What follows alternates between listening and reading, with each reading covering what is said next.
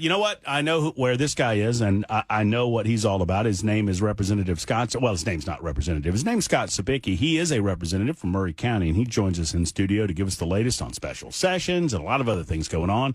Hadn't seen you in a while. How you doing? No, I've been busy trying to get hay up. Yeah? How's that going? So far, so good. Must be going well. I told you to call me if you need any help. Well, I've got two big boys to help out. That's true. I've met at least one of them. I know. They're probably far better help than me. Well, I hope the summertime's going well. I wish we could say that you'll have a nice respite from being at the Capitol for the foreseeable future, but I don't believe that's the case. You've spoken with the governor, right? Mm-hmm. And I think his office is reaching out to a variety of representatives just to get where they are on the concept of a special session. I've asked the question to a number of people. I may have asked it to you. I'll do it again. What percentage do you put on there being a special session in August? 100.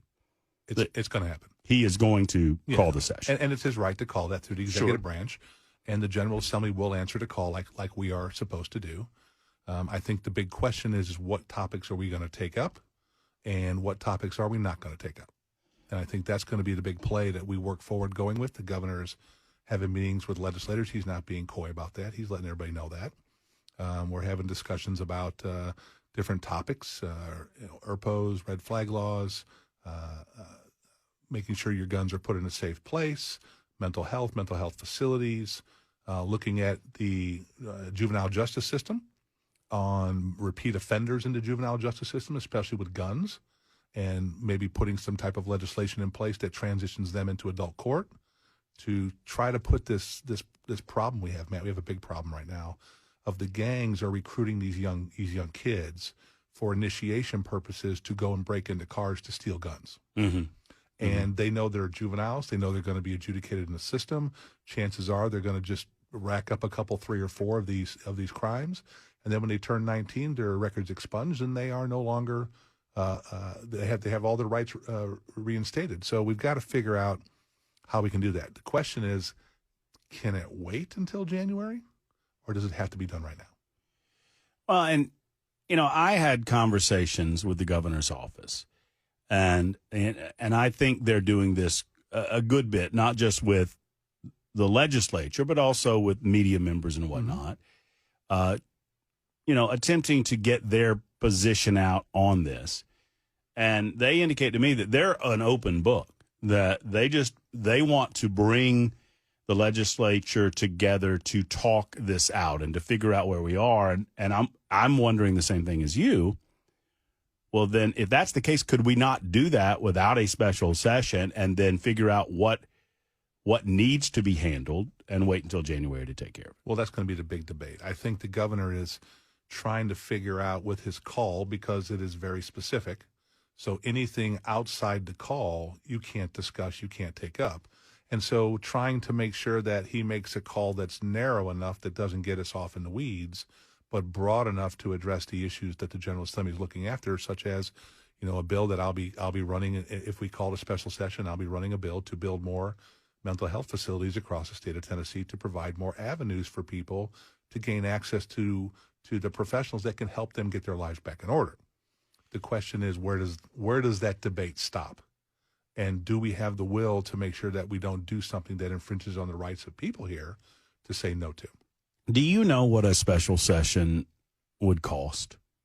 Roughly, this is my 5th one. Right. They're about $250,000. Okay. Mm-hmm. Because if it was solely a special session regarding what is commonly referred to as red flag laws, I would say that it's a waste of $250,000. I would say it's a no. It's over. But I understand the governor's desire to explore if there are loopholes or gaps within the law that we could work on that is supported not only by the people but by the legislature. And I get that, but I don't understand. I suppose I understand in the immediate aftermath of Covenant School why there would be a sense of urgency about it. Mm-hmm. But I think now that we've discussed it and calmed ourselves a little bit, and particularly considering that as it regards directly to Covenant School, that you in the legislature do not have all of the information as of yet. Well, that's correct. And I think you bring up a great point.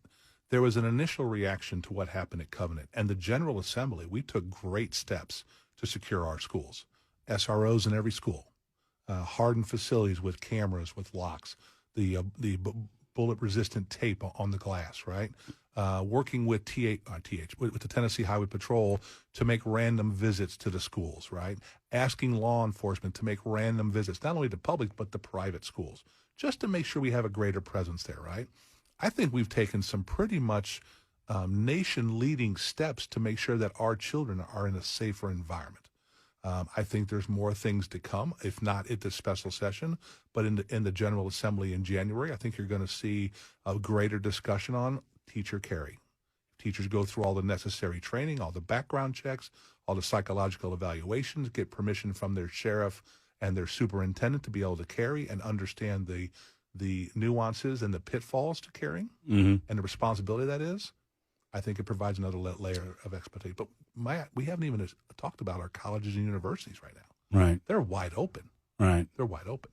So in your conversations with the governor's office or with the governor himself, do you get the sense that, and I'm not saying they're doing it solely for this reason, but I feel like, and I could be reading it wrong, that they want to present to the mothers and the fathers that have school children getting back into class as summer becomes fall, hey, we're taking some action here. You're seeing some actual things going on with regard to a special session. I think that's part of the reason, I'm speculating a little bit, I think it's part of the reason why the special session is 100%, as opposed to wondering if we could not figure all of this out during the fall and wait until January to start initiating some of these suggestions. That's a tough question right there. I think the governor, the reason why he's having discussions with the General Assembly is weighing our temperature. How willing are we to start to have conversations about X, Y, or Z? And I think if you start talking about addressing mental health, about reporting about mental health, the tick system about when you go to get your gun and they run the background check on there, getting real-time data in there. If something happens to you in West Tennessee, how quickly is that put into the system that you live in Nashville, right? Mm-hmm. How quickly is that into the system for ticks to say, oh, no, Matt can't get a gun because he was found in a felony in West Tennessee? Or what if you're found a felony outside the state of Tennessee? How do we integrate all that information? Right. And I think that's the problem you have is getting the whole system. And we talked about this and I wasn't a big fan of this with the Homeland Security and the Patriot Act, right? Trying to get all these different entities communicating to each other is a very difficult task, especially when you get into the general sessions judges and the local clerks and stuff who are elected by the locals. They're not governed by us. They're elected by the locals, and their response is, well, I hear what you're saying in Nashville, but I have a responsibility to the people who elect me. Mm-hmm. And so it's trying to bring the court system together. And like as you know, this is not my wheelhouse. My wheelhouse is education. But it's as you start to hear these arguments and these debates, it really becomes fascinating where how do you make everybody communicate when they're all elected officials?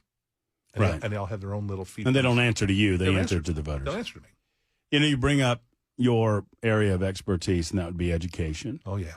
Let's talk about reading and reading comprehension for a moment, and then I want to move on to math.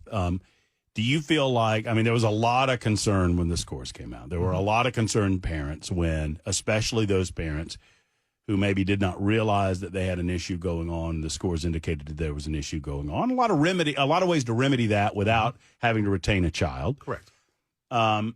Do you feel like now that it's shaken out that some of the parents could kind of understand the problem? Do you feel like that's calming down a little bit, the reaction to it? Absolutely. I've toured 9 different districts, urban, rural, and suburban districts, and went there during summer school. And let me tell you, the work that the teachers are doing in summer school is moving the needle on these kids. Mm-hmm. When we got the TCAP data to come back, our below category, which is our kids that are the furthest behind, is the lowest it's been in over a decade.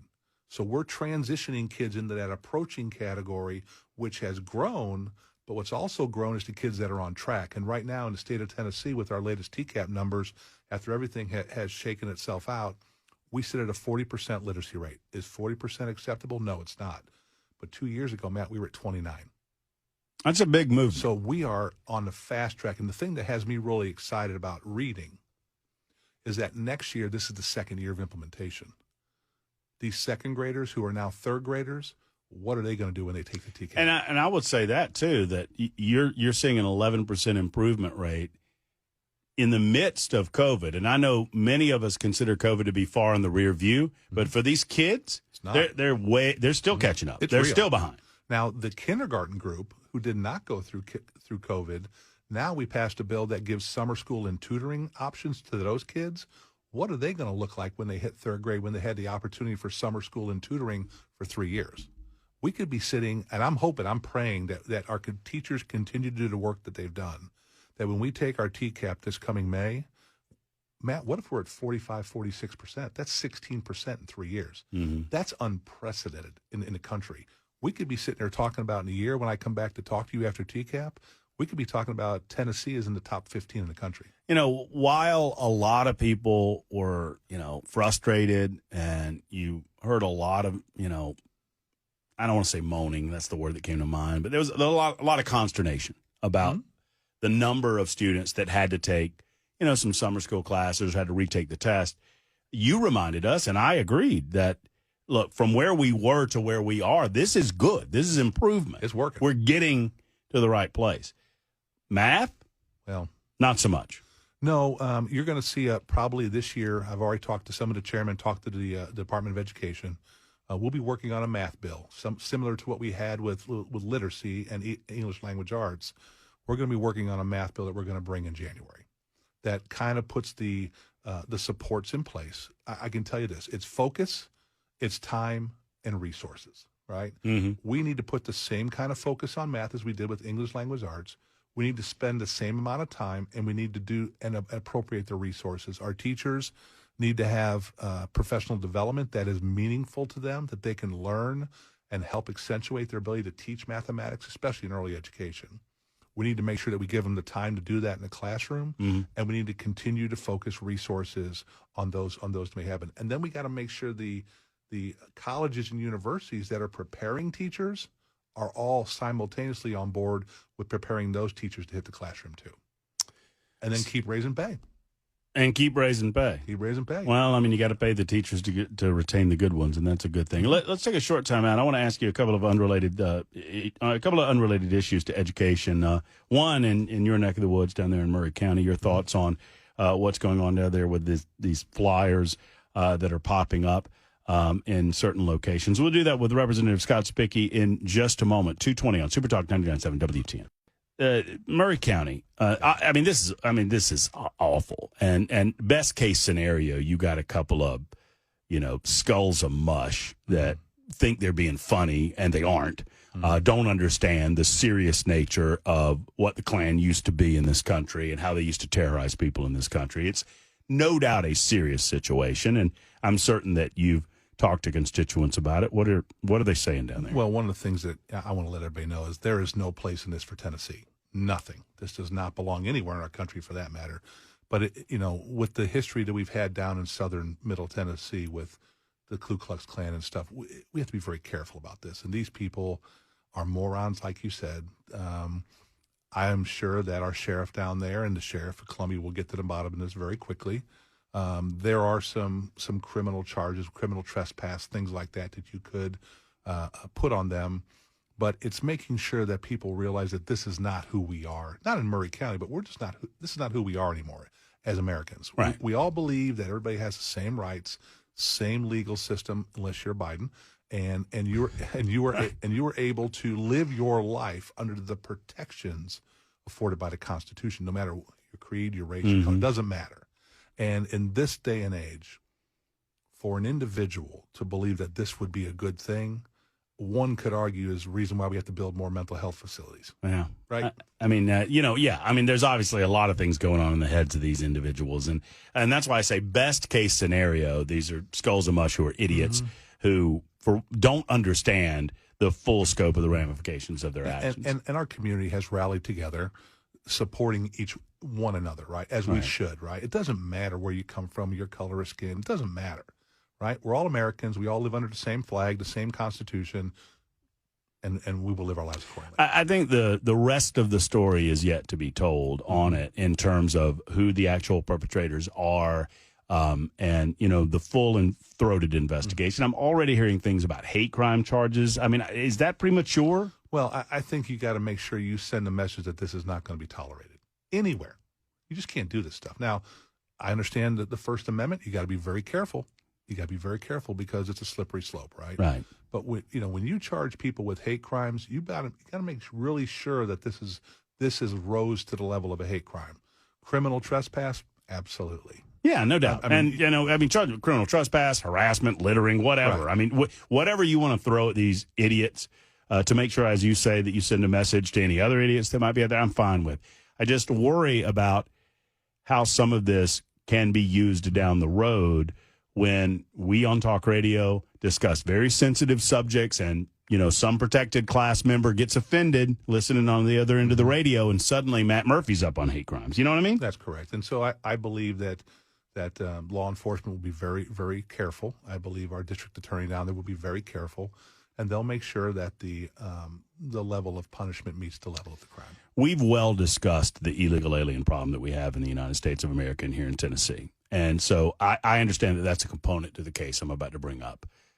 What can the General Assembly do, if anything, to help protect the people of Tennessee against perpetrators and predators like this soccer coach and the accusations that have been made against him? Is there anything? Well, I mean, you talk about a huge breach of trust, right? I mean, these parents have entrusted this individual to coach. And I've been a football coach, a baseball coach most of my life.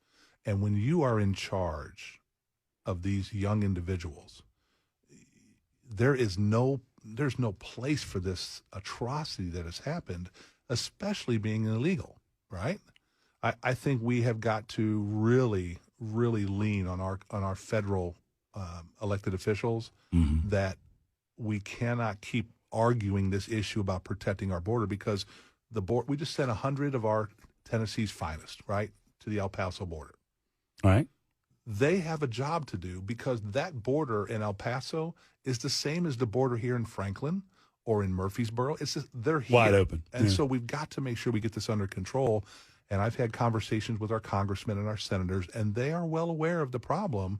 It's just the political makeup of Washington right now is not allowing it to happen. Well, and we have a problem in the United States of America with individuals, primarily men, preying sexually on our children. We already have that problem. We don't need to bring other countries' problems into this country to add to the problem that's already here. That was one of the reasons why this year the General Assembly appropriated 100 more state troopers for interdiction in sex trafficking and drugs, right? If you don't think sex trafficking is a real thing, it's a real thing. Absolutely. And it's happening right here. It's not happening in inner city neighborhoods. It's happening all across Tennessee. And so we have got to get serious about this, and we have got to get very serious about the punishment for this, because when you look at the statistics of a child that is abducted and goes into those trades, the chances of getting them out of it or even finding them again is almost nil. Yeah, sad. So how do you there is no price tag on that, right? It's whatever we have to do to protect the children of Tennessee. Real quick before you go, you have two placards there, and I don't want to get away from this because I think this is a good effort. This is good.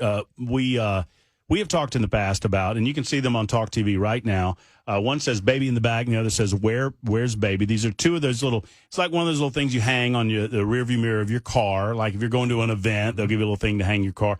This is for mothers and fathers who want to make sure that they remember that baby's in the back seat. This was a problem that didn't seem to exist 25 years ago or so. That's correct. But it's a very serious matter. And I didn't fully understand. I did a deep dive on this about 4 or 5 years ago to try to understand the psychology of accidentally leaving your child. Because it's easy to say, how could you do that? But it happens. Mm-hmm. And we need to make every effort. And you've got these things. I like this. So I had a conversation with Secretary Hargett about 2 years ago. Came from one of my constituents down in Murray County about this idea to help parents remember, right? A visual cue for parents to remember that, hey, if you have a baby in the back seat, don't forget, where's baby, right? Check for your child. And number two, turn it around the other way, that if you're walking by a car and you see one of these hang tags up there that says, where, baby in the back seat, when you walk by, give it a peek, right? Because we allow good Samaritans in the state of Tennessee that if there's a baby in the back seat of a car, you have permission and authority to break the glass. Yeah. Because we're about making sure that a parent doesn't have to live with a tragic mistake that they may not even be aware of they did.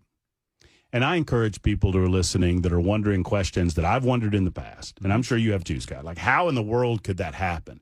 Just do some research. It happens, and good, honest citizens of the United States of America have allowed this mistake to tragically ruin their lives because their baby dies and they're destroyed as a result. And rightly so. I mean, one can understand that. We're just trying to do everything we can to prevent it. So we circulated these to people that are on WIC and welfare, TennCare, stuff like that, where you get your tags.